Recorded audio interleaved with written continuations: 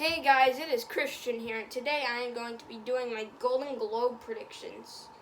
So yeah, I'm going to be doing my Golden Globe predictions because these are my final Golden Globe predictions because the nominations are on next Wednesday, February 3rd. But we're going to do our final predictions right now because we can. Yeah. It's obviously gonna be insane. I'm gonna be doing a reaction video. So yeah.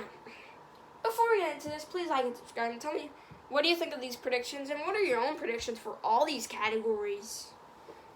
Also, please do not send links to dating websites or send inappropriate comments or spams, or else you will get blocked. With all that said, let's get started with these predictions. We're gonna start with the Best Picture categories. First up, we have Best Picture Drama. My number one is The Trial of the Chicago 7. Most of the people in the comment section, like most of the awards experts in the comment section, are going to be like, what? You don't have Nomadland at number one? You're picking Trial of the Chicago 7. Yes, I don't have Nomadland at number one. I'm not denying that Nomadland can't win, but I feel like they would go for Chicago 7 here. And I think that movie could still win Best Picture. I don't think it's as locked in as people are saying. No, they're saying like Nomadland's gonna sweep. It's gonna win every single place. I'm not in that camp. I could still see Chicago 7 winning at least two of these two places, like the Golden Globes or the PGA. I could see them doing that and stuff, and it could ultimately lead to an Oscar. But speaking of Nomadland, number two, Nomadland. I'm not denying that it could still win. But I'm going to leave Trial on here. Usually the Golden Globes love to go with the crowd-pleasing stuff, and you know. I'm not sure if Irishman was really crowd-pleasing. Well, I predict last year to win this award. I predicted Joker to win, and that's a crowd-pleasing movie. But they went with 1917, which is also a crowd-pleasing movie. Both are really great films, though. I could see this, like, at the Oscars. I could see it either going, and out of all these award shows, at the Oscars. At the Oscars, I could either see it being like a Green Book situation, where Trial wins, or a Moonlight situation, where Nomadland wins. I'm not denying that one of these films will not win. Like, I'm not saying that one of these films will not win. I think both of them could win. But I'm going to pick Trial for the Golden Globes. Nomadland is still a lock, though. These are like the two locks. The two that I'm the most confident to get Best Picture Drama. This category is actually pretty competitive because all the big contenders are in drama. None of them are in comedy or musical, so yeah. Number three, I have One Night in Miami. Just feels like a thing that the Golden Globes would nominate, I would assume. Like, it's relevant, it's political, it's crowd-pleasing, and a lot of people love the film. I would expect it to get in. Not going to win, but it's going to get in. Number four, I have The Father. They nominated the two popes. They nominated Philomena. They nominated Constant Gardner. I would put The Father on my list. If you're not putting it on your list, that's totally fine, but I'm leaving it on here, The Father. Is it snubbable? Maybe, but I'm going to leave it on. My number five, this is controversial because it's not in the top three. My number five is Mank. This movie is not safe at the Golden Globes, I don't think. In some of the not just the picture category, but in some categories we're actually getting into. Mank is not a lock here. The audiences don't really love the film too much. Maybe I could see it being like a First Man situation. Like, I could see it becoming like that movie became. I could see it getting snubbed here. I could see it getting snubbed in other categories. It's locked in some categories here where I think it will get in. But there's some categories where I'm not sure. It could be replaced with something like Promising Young Woman or Ma Rainey's Black Bottom. I don't have those on there because with Ma Rainey, like, they didn't nominate Fences, so it kind of doesn't have me totally confident. And with Promising Young Woman, I'm not really sure if they're gonna love that film. Like, they didn't really nominate Get Out too much and stuff, so I'm not really sure how much they're gonna love it. So I'm gonna leave it off for now. But yeah, let's move on to the next best. Let's move on to the next category. I think that basically covers it for Best Picture Drama. So now let's move on to Comedy or Musical. Best Picture Comedy or Musical. This category was a lot more difficult probably because all the big award contenders this season are in the drama category. So I really had to dig in for a lot of stuff. But even though I had to dig in for some stuff, because not a lot of them are locked in. Some of them, I could see one of these movies getting snubbed. One of them. Maybe even two of them. But number one, I have The Prom. I think that's going to win for sure. The Golden Globes are going to eat that up. Like, they're absolutely going to eat that up. And they're going to nominate it. Number two is Borat 2, also known as Borat Subsequent Movie Film. I think that's a pretty safe pick for the Golden Globes. I would say this is probably the second closest to a lock. I still think The Prom is more up their alley in terms of a win, but the Borat could still get nominated, for sure. Number three, this is probably like the last lock I have. Number three is On the Rocks. A lot of people are predicting that for a nomination. I'm also predicting it for a nomination. I could see the actors getting nominated. Like, I could see anything getting nominated for this movie. So yeah, I would say these three are probably locked in. I don't know. Number four, Palm Springs. This movie is not locked in, I don't think, because knowing that they didn't nominate The Big Sick. I know that they didn't nominate that. That was horrible. They nominated like The Greatest Showman instead. And so, Greatest Showman is still a great film. Big Sick, come on. Palm Springs, though, like, I would love to see that nominated. If this 5 was a reality, that'd probably be my favorite movie in the category. But I'm going to leave it on here, but it could still get stumped. Number 5, I have Hamilton. The fact that Hamilton is even eligible for the film awards at the Golden Globes just gives me a feeling that it's going to get nominated. Like, let's be honest. I don't know your opinion about it, though, but I think it's dumb that it was submitted in the film categories. It was at the Tonys. It's just a film stage play. A lot of people think it's a film. It's only fine to think it's a film. I don't really consider it a film, but it's amazing. And Hamilton, even though Palm Springs would probably be my favorite film in this category if this 5 was a reality, Hamilton is probably the general public's favorite. So I think it could still get in.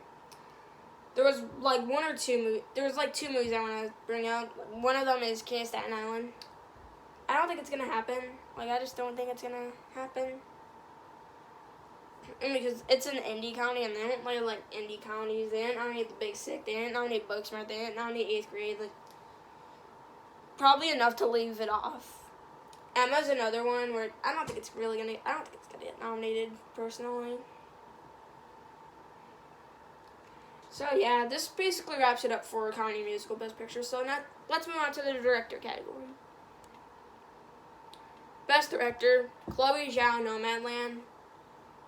I don't have to say anything else. She's obviously winning this.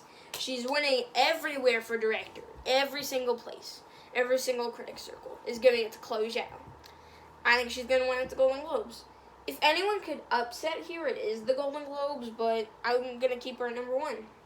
Number 2, Aaron Sorkin for Trial of Chicago 7. He's in there at the Golden Globes for sure. I think he's going to get in at the Golden Globes.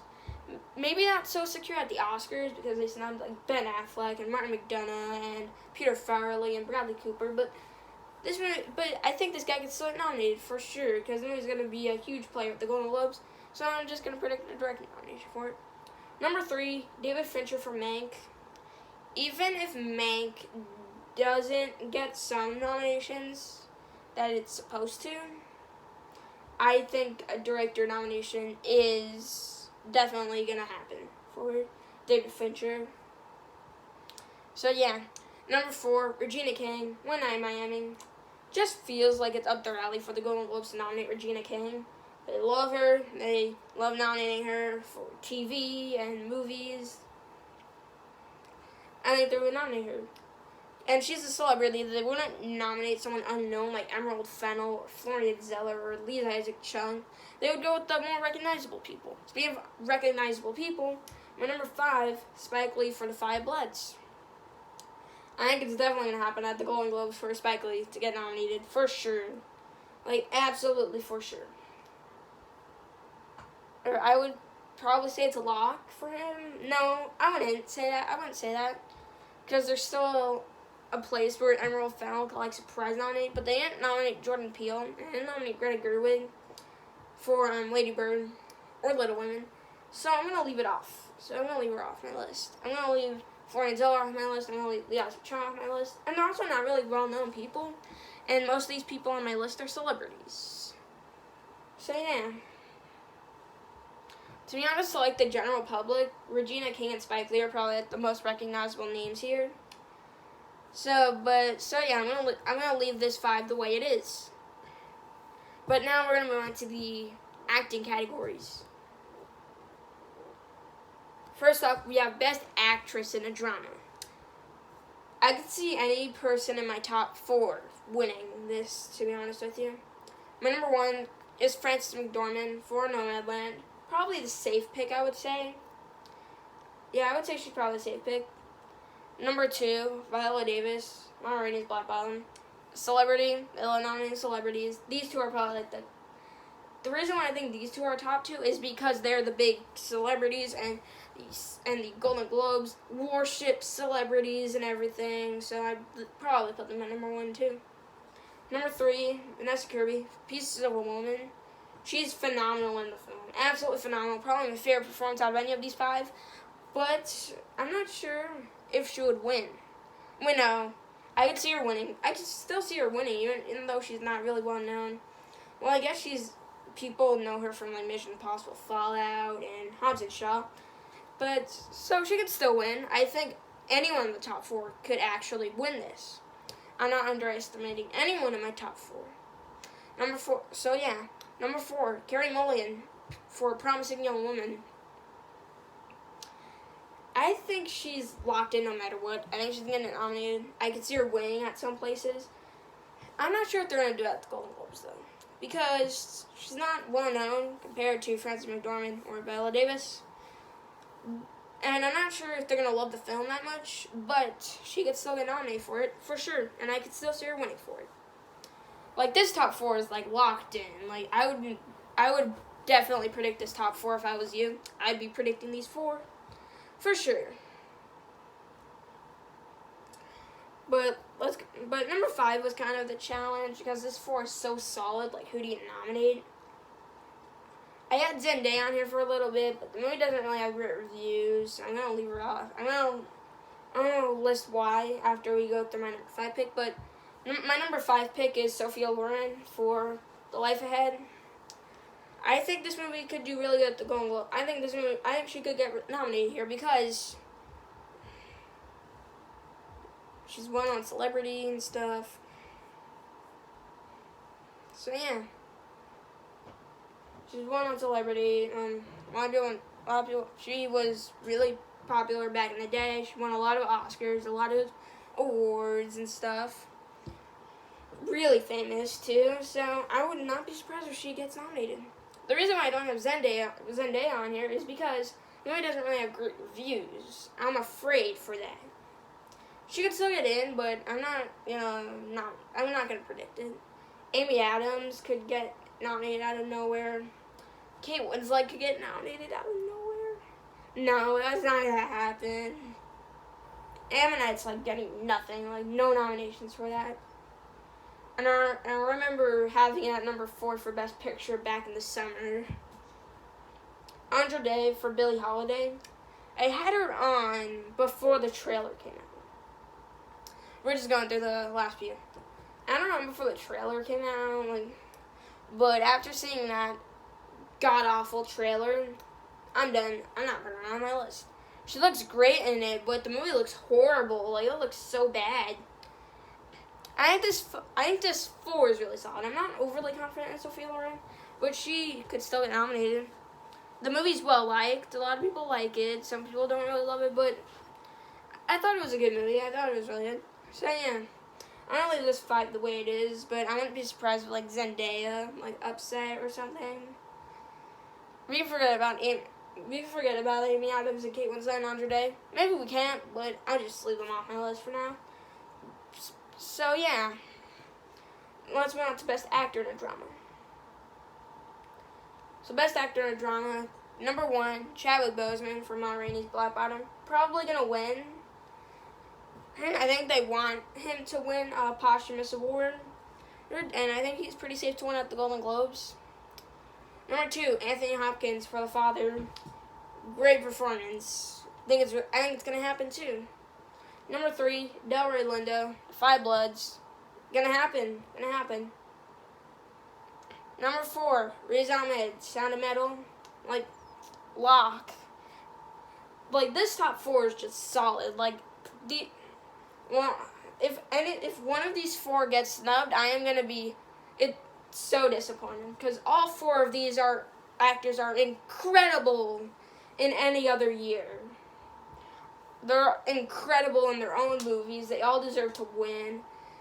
But we can only have one winner, and I think Chadwick Boseman's like the most likely, probably. Number 5, I have Gary Oldman for Mank. I'm scared. I don't think he's a lock. Probably out of all the Mank nominations I'm predicting, he's the least locked out of all of them. He's good in the film. Like, he's really good in the movie. I don't think he's amazing in it, but he's good in it.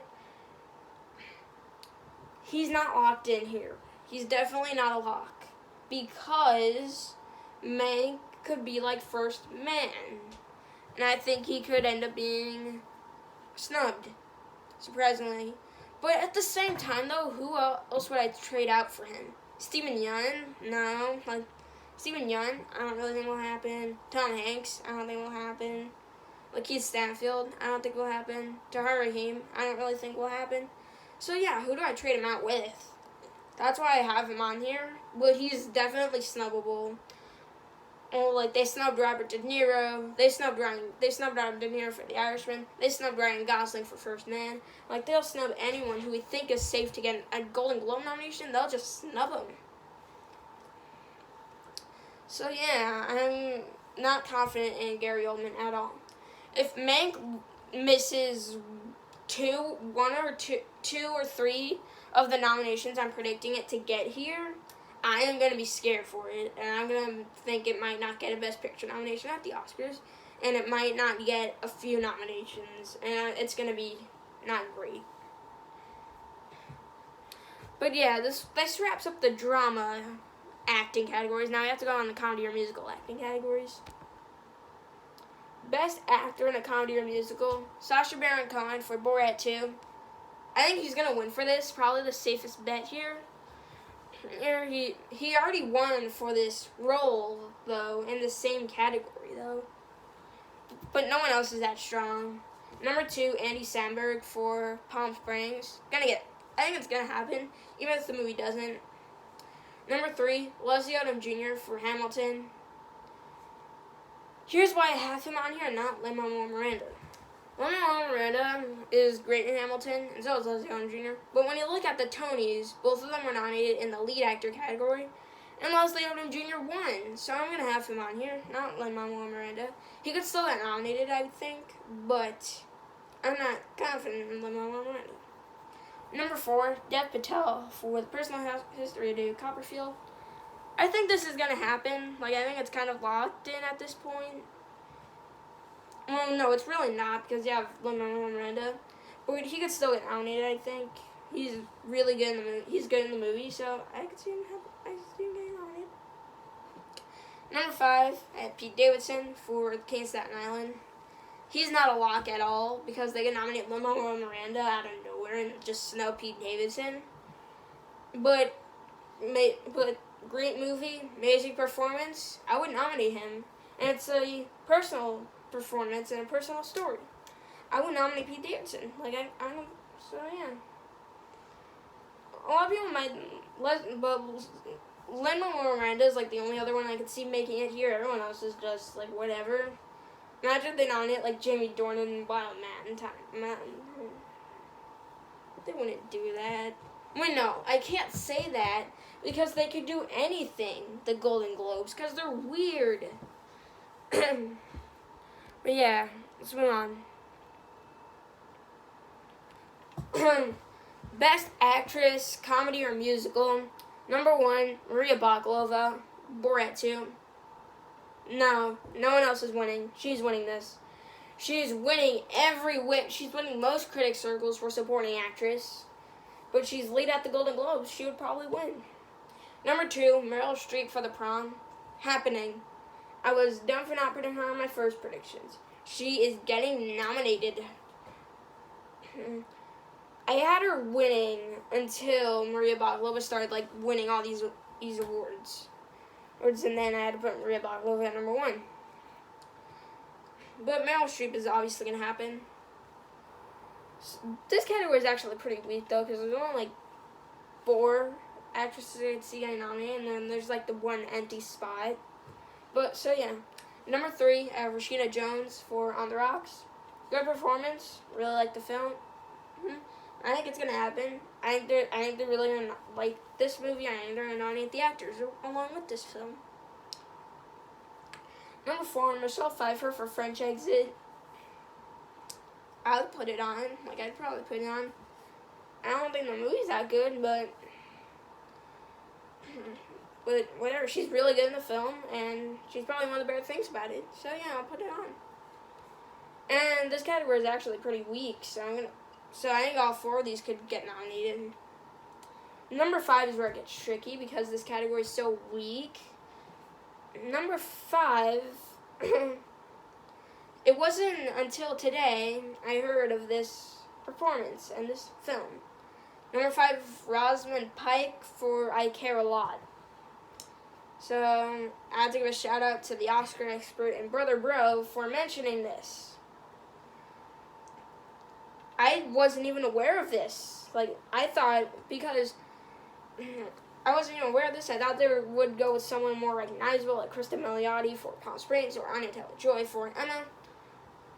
But I know the Golden Globes love to nominate out of nowhere performances that don't get nominated anywhere else, because they're a big celebrity. And Rosamund Pike kind of screams that to me. I didn't see this film. I didn't even hear about it up until this point. But they love to nominate random actors. They like to nominate random stuff in these acting categories, and I could see them nominating her. Heck, I didn't even expect her to get a Golden Globe nomination for Private War, and it happened. So yeah. Another example last year in the comedy actress category. Cate Blanchett, Where'd You Go, Bernadette, wasn't nominated anywhere else. Got a wacko Golden Globe nomination. And they do some weird stuff. And this is probably going to be the weird thing that they do. If this prediction doesn't come true, I might blame the Oscar expert and Brother Bro. I might not. I probably will not, because they are the Oscar experts. Forget about the Oscar experts. They're the awards experts. Because most of the time I follow with their predictions and I get most of the stuff right. So yeah. Not bragging, by the way. So I'm just going to leave it on here. So yeah, let's move on to the supporting categories. Supporting actress, number 1, Amanda Seyfried for Mank. I think she'll win. I think she could win here. Probably Mank's best shot at a nomination. I think it's locked in for 3 of the number of nominations I get. I think it's getting. I'm just gonna say it. I think Mank is safe for 3 out of the 6 nominations I think we'll get. It's not safe for 3 for the other 3. But I think Amanda Seyfried is a safe bet to win. Despite Maria Bakalova and Yo Jung-yeon sweeping critics circles, none of them feel like a lock to me because Maria Bakalova is in the lead at the Golden Globes, and Yo Jung-yeon is not really well known. They wouldn't really nominate her here, I don't think. So yeah, I think, and she's the next runner-up behind those 2 at these critics circles. So I'm gonna put her at number 1. Number 2, Olivia Colman for The Father. Gonna happen. Probably gonna happen for sure. It's gonna happen. It's gonna be just like Anthony Hopkins. Obviously gonna happen for sure. Number 3, Ellen Burstyn for Pieces of a Woman. Also gonna happen. And I think. Number 4, Glenn Close for Hillbilly Elegy. I had her at number 1 for like a while until the reviews came out. I put him at safe for that number 1, but I still think she's gonna get nominated because. So yeah, I still think she's gonna get nominated even though the movie's like critically panned. I don't think it's that bad in my opinion, but whatever. Like the movie's like critically panned, but she's really good in the film. I would probably nominate her. So yeah. And number 5, another out of nowhere pick. My number 5, Jodie Foster for The Mauritanian. They love to nominate random things. Like, this is one thing I know. They love to nominate random performances and stuff. And she's like that. Annette Bening in The Report pick, Kathy Bates and Richard Jewell, who ultimately got an Oscar nomination, which I didn't think that Kathy Bates was going to get an Oscar nomination for this performance. But it happened. And Jodie Foster, I didn't see this movie. I'm probably not going to see it until it was wide in theaters or premium VOD or whatever, but I still think she should get nominated for this performance, and I'll leave it on here until further notice because no one else feels that strong. Not another single person. Like, I could see them doing Jojo and Yuna, I don't think will happen. Nicole Kidman for The Prom, probably not going to happen. And so, yeah. I don't think any of this is going to happen. I think Meryl Streep could be, like, the only acting nomination for The Prom, to be honest with you. Even in, like, comedy musical actor. James Corden, he got panned for this performance. No one's going to nominate him for it. I know it was a fine performance, but a lot of people are panning him for it. And so, yeah. Let's move on. Supporting actor. Number 1, Daniel Kaluuya for Judas and the Black Messiah. There were some reactions to this movie. They're great. I hear he's phenomenal and Oscar-worthy, and he's going to win. Like, I hear he might win. And I'm gonna leave him at number 1 until further notice. I'm gonna leave him at number 1 until further notice. I haven't seen this movie yet. Probably gonna see it when it goes on like HBO Max or something like that. But yeah, he looks amazing in this trailers, and I'm thinking he would win. Number 2, Sacha Baron Cohen for Trial of Chicago 7. Gonna happen. Probably the most likely Chicago 7 actor. Probably the only one that I think like locked in for a nomination. To be honest with you, because none of the other actors like Frank Langella or Mark Rylance are really getting nominations anywhere. But he's probably like the next in line that could win. Like if Kaluuya wasn't winning, then he would be winning. This applies to the Golden Globes and the Oscars. So yeah. Number 3, Leslie Odom Jr. for One Night in Miami. Probably gonna happen. I've seen him get nominated at a few places, even though One Night in Miami wasn't getting a few nominations there. Like One Night in Miami, I have getting a lot of nominations here. This movie isn't really doing great at the critics circles, so this would be or at the Critics Awards, this would be a huge boost for it to get an Oscar nomination. And I currently have number 8 for Best Picture.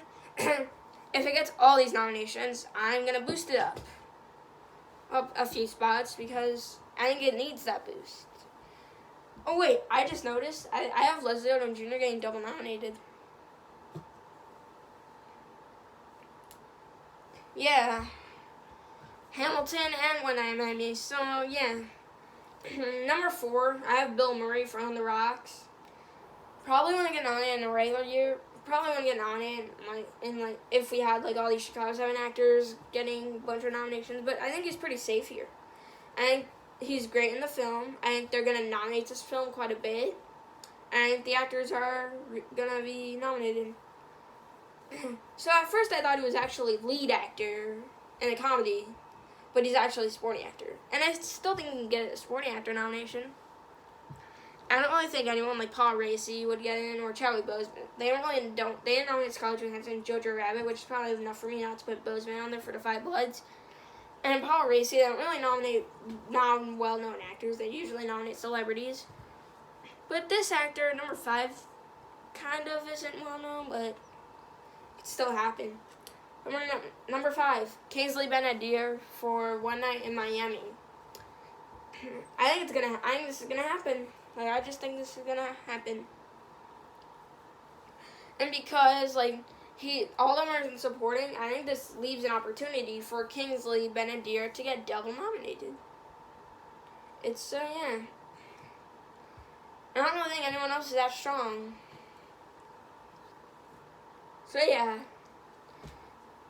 I'm not sure if this 5 is really gonna go the way it is, but it could happen. That's how I feel about Best Picture Drama too. Like that's another one where I don't think the category is gonna go the way it is. One of them is gonna get snubbed. But so yeah, we'll move on. Now we gotta go on to the screenplay categories. Screenplay category, because there's only one. Best screenplay, number 1, Trial of Chicago 7. That's winning. Like, this is gonna win for sure, I think. I think this is definitely gonna win here. Because despite Nomadland would win adapted screenplay. If these categories were split, they would win the screenplays. But when you match the category all together, you have to choose one. They would probably go with Aaron Sorkin.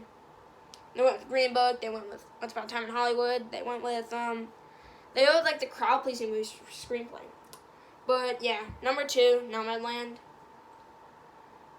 I'm not doubting that Nomadland could win picture, but I'm kind of doubting that it would win screenplay because it's not a traditional screenplay winner, I don't think.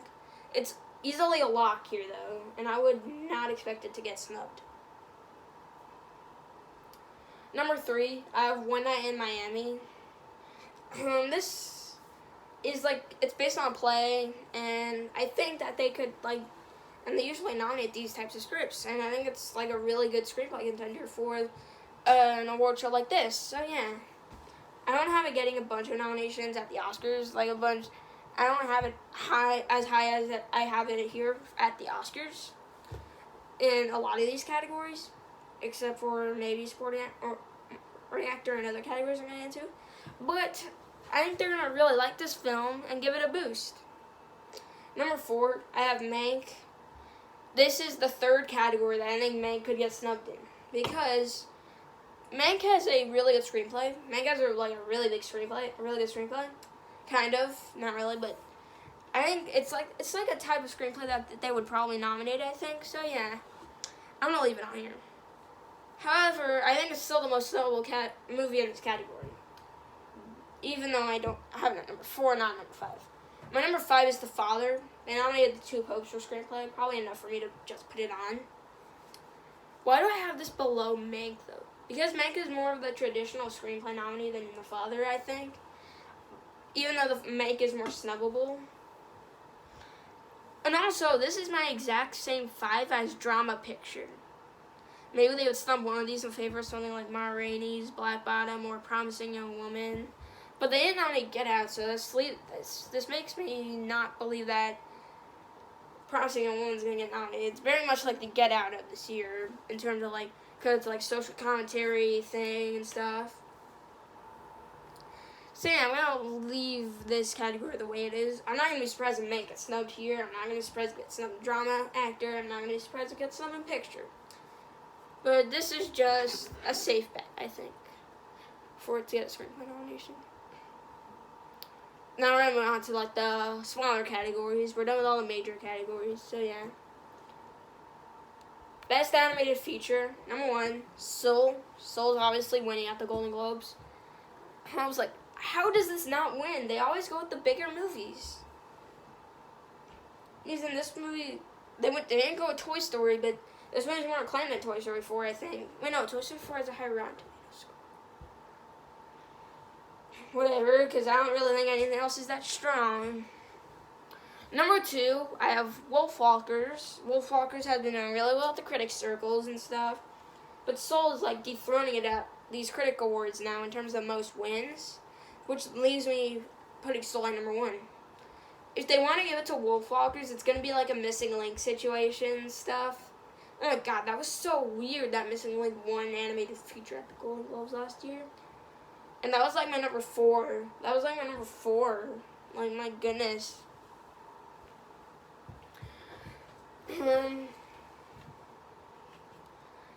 these next two are really solid. Number three is Over the Moon. I think Over the Moon is going to get nominated. Number 4, I have Onward. I think Onward's going to get nominated. Like, this 4 is really solid. And then number 5, I have, this is like the one I pulled out of my pocket because it's getting the most nominations below this 4. My number 5 is The Croods: A New Age. The first Croods got nominated. I'm not putting Willoughby's on here, because it doesn't really have a great audience score. And Trolls World Tour, they didn't nominate the first Trolls movie. They nominated the first Croods movie, so I'm going to leave Croods at number 5. So, yeah.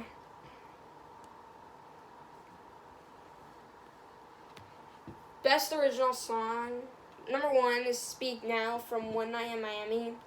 This is like probably the declared frontrunner for song, I think. So I'm going to be surprised if it doesn't win. Excuse me. Number 2, Wear Your Crown from The Prom. This song sucks, but it's going to get nominated because they're going to love The Prom so much. Personally, this song is garbage. It's just pop junk that I don't listen to, that I don't really love listening to.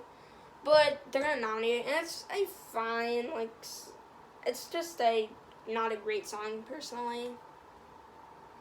Yeah, but they're gonna love that song, so yeah. And if you love that song, that's fine. Number 3, Rocket to the Moon from Over the Moon. I think this is kind of locked in at this point, I think. And for sure, like, I can see again, I think it's gonna get all the animated, I think it's gonna get all these song nominations. And it's an amazing song. I would love to see it win, probably. I don't know this song as much as Speak Now or another one, but I think this one is like my number 3 favorite song of 2020 for me. My favorite movie song, so yeah. Number 4, My Hometown from Eurovision Song Contest. This is like a long shot for the Oscars. Like, they would never nominate something like this, but I think they're gonna nominate it here because they nominated the Cat song, The Beautiful Ghost, I think it was called. They nominated Cat song. They nominated a song from The Star. They nominated the song from The Star. They nominated the song from Ferdinand. They nominated the song from Private War, Requiem for a Private War, I think. Yeah, they nominate random songs, and I think the random song that they nominated is Eurovision. Number 5, Hear My Voice from Trial of the Chicago 7. Probably my second favorite movie song of the year behind Speak Now. But this one is probably gonna get nominated because it's a Trial of the Chicago 7 song. And it's a song from one of the frontrunners here. Like, I would just assume that, for sure. Like, I would just assume that. I don't think Scene from The Life Ahead is as much as a frontrunner as people are making it out to be. I still think it's going to get the Oscar. I still think it's going to get that. But Diane Warren gets nominated a lot at the Oscars, not so much at the Golden Globes. The Oscars would nominate a song by Diane Warren, like the song from Breakthrough, the song from RBG, the song from Marshall. The Golden Globes didn't nominate any of those songs. Like, it doesn't translate into the Golden Globe nominations, which is why I don't have it on here. But yeah. Our second to last category, Best Original Score. Number 1, Soul. Soul is absolutely winning this. Absolutely winning. No other movie I could see winning. Soul's gonna win. It's the best score in the category, personally.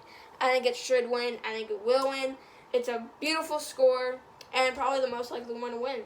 They gave it to Up. I was hesitant at first because it was an animated film, but they gave it to Up. So I'm going to leave it at number 1. It's the most creative score, and they love giving it to creative scores like Joker. 1917 versus Joker. Joker's the more creative score. Joker won. So, yeah. They love giving it to the creative scores. There's no way Trent Reznor and Atticus Ross aren't winning this year because number 2 is Mank. And number 2 is Mank, which is also Trent Reznor and Atticus Ross. Long collaborators with David Fincher. They're experimenting something new here by not doing electronic music, but Soul's the more creative score. It's the one that's more pleasing to the ears. the one that I think is more likely to win. Number 3, Tenet, better happen. Amazing score. Leo Göransson won for Black Panther at the Oscars. Didn't win the Golden Globes, he won the Oscars. And the score is phenomenal. Great score. Number 4, The Trial of the Chicago 7. I'm not predicting this for an Oscar nomination, but I am predicting it for a Globe nomination because the person doing it is Daniel Pemberton, and I nominate him a lot. So I'm going to leave him in here. And this is probably going to be like the Bright nominee or the surprise nominee. They always do a surprise nominee and score. Like, All Is Lost won. They nominated Mothers of Brooklyn last year, also Daniel Pemberton. They nominated The Quiet Place, which was not Daniel Pemberton. But still, they always love to nominate random stuff for score. So yeah, number 5, at The Midnight Sky, Alexander Desplat doing the score. He did the score. It was a decent score, and I think it's going to get nominated. As much as I would love to see Minari get nominated, I don't think it's going to happen here because I don't think they're really going to love it too much, to be honest with you. And when you have all these 5, like, I can't put Minari in here. I think this is like an honestly solid top 5 for your Golden Globe predictions. And you don't have to have this top 5, but I think your odds are better if you have this top 5. Like, this is why we do these predictions, to make sure that we get it right. And to make sure that you guys get it right, too. Last category of the day, Best Foreign Language Film. Number 1 is Minari. Number one's Minari. Minari is eligible for a foreign film at the Golden Globes, and I think it's gonna win here. I think it deserves to win here, but I think another round is gonna win everywhere else. But Minari's probably gonna win here. But there was this huge controversy when Minari got submitted to foreign film, because the foreign films cannot compete in drama or comedy picture. A lot of people were very upset that Minari was submitted as a foreign film, and I can totally understand why, because it's just because the language is more than 50% in a different language. It's more than 50% in Korean. Like, I'm not sure why they would submit it there, but it's because of this rule. I think it's a dumb rule, though. I think it's just a dumb rule, though. It's like when The Farewell got submitted there. That it only has to be more than 50. It's an understandable rule, but not a rule I really love too much. A lot of people were very vocal that Minari should be in the major categories. Like Lulu Wang, the director of The Farewell, saying that Minari was the most American film of last year. It's about immigration and stuff. And she said it was the most American film she saw in 2020. That's saying something, I think. It's an understandable rule why they do more than 50% in a different language as a foreign film. But I'm not really sure if it's a rule I agree with. Even though if it was getting foreign film, like, this is totally fine. But I think it should get a chance to compete in the bigger categories, too. Number 2, Another Round. I think this movie's winning everywhere else. I think it's going to win the Oscar for sure. But I think it's definitely going to win here, too. A lot of people think Mads Mikkelsen should get a comedy nominee. Oh, that's the Bride nominee. That's the Bride nominee. If they nominate someone random and comedy actor, he's going to be the Bride nominee. It's going to be Mads Mikkelsen. A lot of people are saying the Bride nominee in Best Picture Drama could be Steven Yeun. Still don't agree. I still don't think the rules are amazing, though. But Another Round's a lock here. Number 3, The Life Ahead. Gonna happen probably here. I'm just assuming it's gonna happen. Because it's Sophia Loren, it's from Italy. Even though it wasn't submitted at the Oscars, like, I can still see it happening. Number 4, Night of the Kings. Like, I think this is one of my predictions for the Oscars. So I'm gonna predict it here. Just because it kind of feels like a thing they would nominate. Like, they're not gonna nominate everything you would expect. This could be like kind of like a Never Look Away type pick. Yeah, but Never Look Away got the Oscar nomination. So who knows what I'm saying.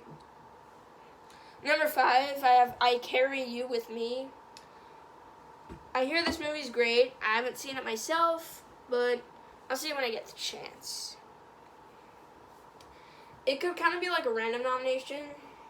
I could kind of see like the one from Mexico. I'm No Longer Here. I could see that one being like Cold War.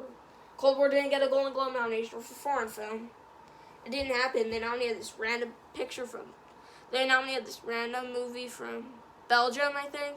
I think it was called Girl. Just Girl. So yeah. I'm predicting it to be the same thing here, that they're not going to nominate I'm No Longer Here. They're just going to nominate I Carry You With Me. And Quavito's Aida, I think that's how you pronounce it. I hear that movie's like really good. It could still happen, but I'm not going to have it on here. So yeah, those are my Golden Globe predictions. Thank you guys so much for watching. Please like and subscribe, and tell me, what do you think of these predictions? Do you agree with them? Tell me your own predictions. I would love to hear your own predictions. But thank you guys so much for watching, and I'll see you guys next time. Bye.